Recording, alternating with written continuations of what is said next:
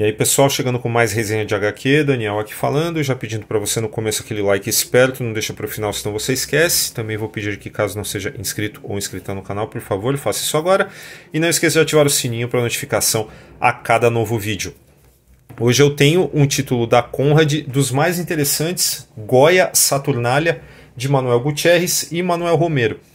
Algo que, à primeira vista, pode dar a impressão de que é necessário um conhecimento prévio sobre a figura do pintor Francisco de Goya, ou da história da Espanha, ou da história da arte no geral, mas nada mais longe da verdade, tá? Então, se você pensou nisso, pode esquecer, porque essa edição aqui, no geral, ela traz todo o estofo que você precisa para embarcar nessa proposta dos autores, que é uma proposta assim, muito bacana também. Acredito que nenhum desconhecimento sobre obras em geral ou história da arte vai atrapalhar.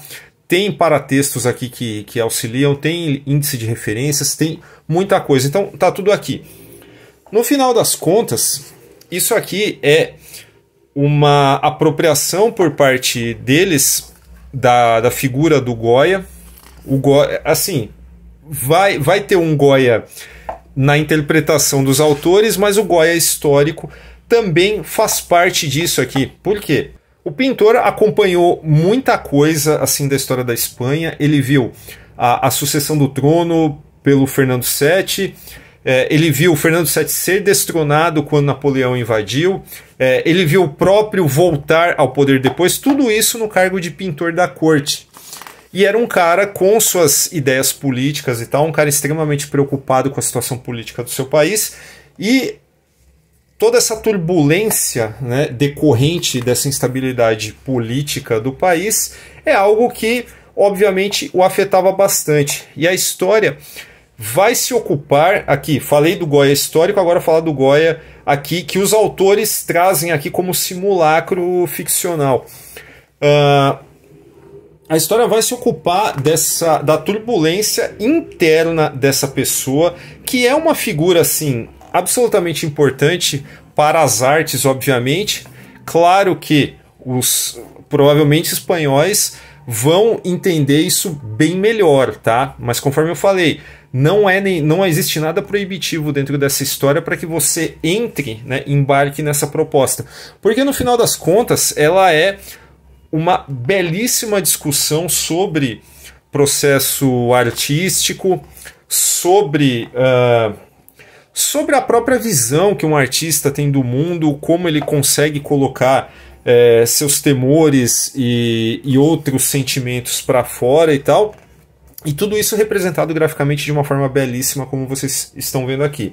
Mas o mais importante aqui dessa história, né, o grande destaque, né, justamente o final da vida do Goya, que é a realização, que é quando ele realiza as pinturas negras, que são pinturas feitas nas paredes da propriedade em que ele viveu por último, né, a fazenda chamada Quinta de Sordo. E chama muita atenção aqui, por exemplo, você passa os olhos, né, você começa a ler esse álbum, né, e você se depara com um balão em branco, tá? Mas não é um erro à la uma editora famosa aqui que publica Marvel e DC. Não é isso, tá? Isso é um recurso gráfico mesmo, porque o Goya, ele era surdo, né? Então, quando alguma pessoa fala sem que ele consiga ler os lábios, esses balões eles aparecem em branco na história. E é legal também porque justamente essa deficiência auditiva dele é usada como recurso narrativo em vários momentos aqui. E a história ela vai alternar assim de forma não linear esse final de vida, né, do Goya, criando as pinturas negras. E justamente o título, né, cabe a gente falar do título, né, Saturnalia, que é a festa romana em louvor a Saturno, que tinha lá suas idiosincrasias, que era um pouco Natal, porque tinha troca de presentes, mas era também um pouco carnaval, que tinha aquela questão dos escravos terem liberdade durante a Saturnália e tal. E é claro que essa figura de Saturno ela tem um peso enorme dentro desse recorte da obra do Goya, que são as pinturas negras. E tudo isso aqui Não cabe a mim chegar e dar uma interpretação objetiva, porque essa é uma obra que necessita de fato da sua entrega para que você leia mais de uma vez e você, sabe, se interesse por essa figura tão fascinante que foi o Francisco de Goya, e não menos fascinante a obra dele e tal. Acho que isso aqui é um deleite em termos de você pensar tanto em processos artísticos e tal, processos de criação, né? Ver como os autores também eles trouxeram esse mundo das artes plásticas para dentro de uma história em quadrinhos, em um recorte que não deixa de ser biográfico, mas também não deixa de ser altamente poético e subjetivo. E isso é fascinante, porque é mais um caso aqui que você vê um quadrinho na sua acepção mais pura, tá? Existe uma preocupação forte, assim, visível em aproveitar a estrutura de quadrinhos para contar essa história de uma forma que não soa de maneira alguma como um storyboard, sabe, para alguma animação, nem nada, sabe? Isso aqui tem recursos aqui que são de quadrinho puro mesmo, o que é maravilhoso. Eu adoro encontrar obras assim que os autores parecem assim super conscientes da plataforma na qual eles estão trabalhando. E mais ainda, sabe, a multireferencialidade que eles trazem para essa história é fora de série.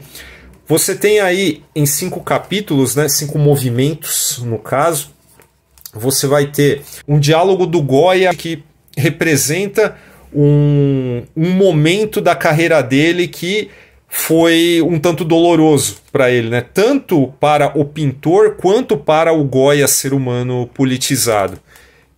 E tem muito mais aqui, porque você vai encontrar citações a William Blake, que obviamente, né, tem essa proximidade, né, da obra do William Blake com as pinturas negras, mas você vai encontrar também citações a Jung, vai encontrar também algo que eu achei bastante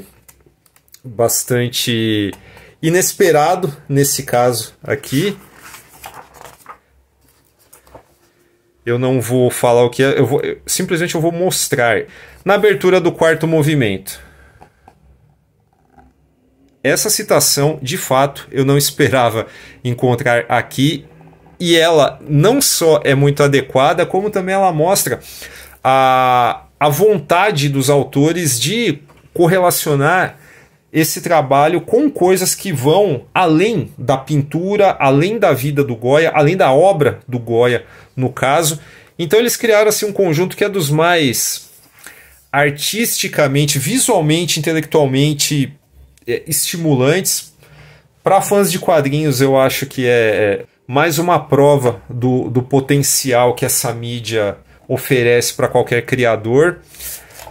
E enfim, se você gosta de artes plásticas, já gostava do Goya, tá mais do que em casa, né? Acho que você não vai ter do que reclamar no final das contas, tá? E para quem quiser se iniciar também nesse mundo da pintura, nesse mundo da arte, assim, além dos quadrinhos, eu acho que isso aqui é no mínimo indispensável. Não esperava de fato que fosse algo tão abrangente e tão ao mesmo tempo recompensador para alguém que gosta de quadrinhos e gosta de arte em geral. Então a Conrad está de parabéns, é um belíssimo exemplar do quadrinho espanhol aqui, que traz assim a sua parte mais culturalmente ligada ao país de origem, mas é algo que transcende de fato essa fronteira. Então, mais do que recomendável para todos, tá? Link para compra aí na descrição do vídeo, se você gostou do que eu falei. Fora isso, os mesmos recadinhos do começo. Se inscreve no canal, por favor, não deixa de dar um like. Procura a gente nas redes sociais, Facebook, Twitter e Instagram, onde é @formiga.elétrica. Nós também temos uma campanha de financiamento coletivo e recorrente no Apoia-se, está aparecendo aí na tela. Dá uma olhada lá no nosso programa de recompensas para apoiadores, tem sorteio todo mês, tem grupo exclusivo para apoiadores, e é isso. Boa leitura.